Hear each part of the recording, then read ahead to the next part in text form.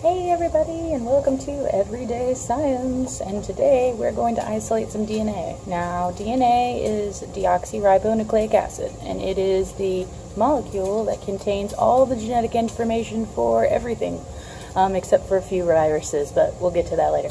So I am going to be isolating DNA from leaf tissue. So how to do that is we have to keep the leaf tissue really, really cold.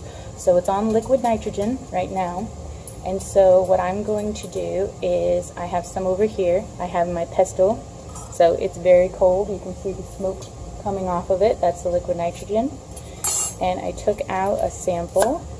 And what I'm going to do is I'm going to crush the tissue. So I've got to really crush it. Now, the reason for that is we need to break the cells open so that the DNA will come out. So what we're going for is a fine powder. So I've got to get it really good and get some elbow grease and dirt. And so then we get this sort of fine powder inside there. And then we're going to add some extraction buffer. So the extraction buffer is made up of salts as well as strong bases. And so bases are things with a high pH, so very alkaline.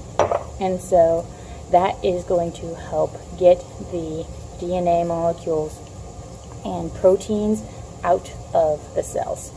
So I have to continue to mix and mix a whole bunch to try and make sure that the tissue is crushed really, really well. And so what we're kind of making is like this little green slurry. So all the chlorophyll, so chlorophyll is responsible for photosynthesis in plants and is sort of the green pigments and why plants are green, and so all of that's going to come out. So when I'm done, you see this sort of green slurry. Okay, so we're going to put this on ice and then we're going to go to the next step.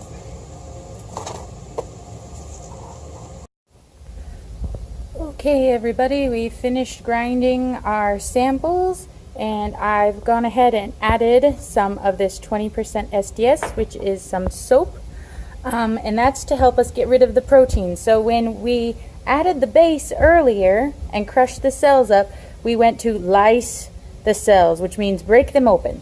But when we break them open, there's a lot of things that are in there. There are proteins and lipids, which are the same things as fats, and nucleic acid, which includes DNA and RNA. Now we just want the DNA, so we've got to do some more steps to get that DNA out.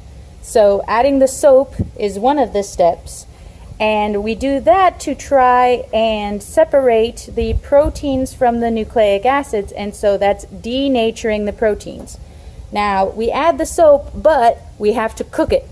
So we actually have to put the samples into a water bath that is 65 degrees Celsius or 149 degrees Fahrenheit.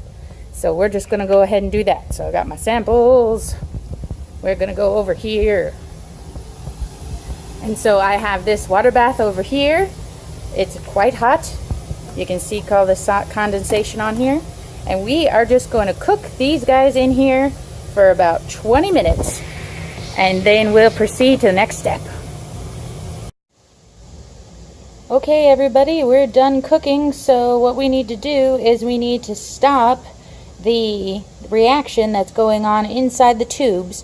So to do that, we're going to add a little bit of acid, and so when we add acid to a reaction which has base in it, like I mentioned earlier, that means we will neutralize the reaction. So that way everything stops.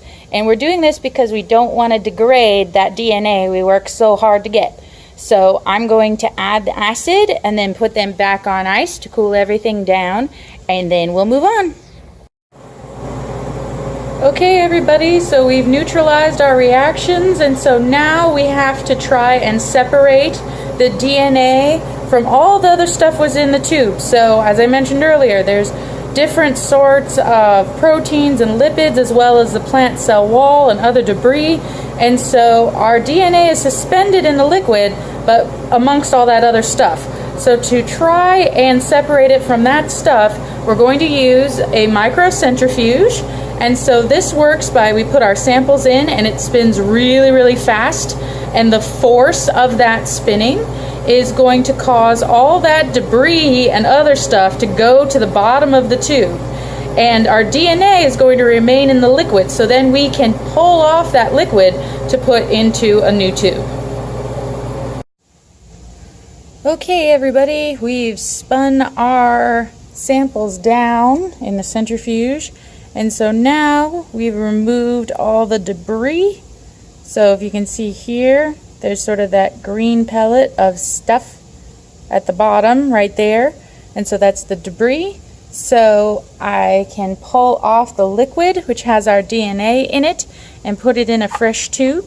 So this has no debris in it anymore, but it still has a bunch of impurities, things like the salt, maybe some proteins that we didn't get out, and other stuff like that. So what we need to do is to purify it, and to do that we're going to precipitate the DNA. And so that means is we're going to add isopropanol, which is kind of like rubbing alcohol, to each of the samples, and then we're going to put them in the freezer overnight. And what that's going to cause is that's going to cause the DNA to come out of solution, and then we can get rid of that solution that's got all those other contaminants in them and have nice pure DNA. So we're going to have to wait overnight and then do it tomorrow.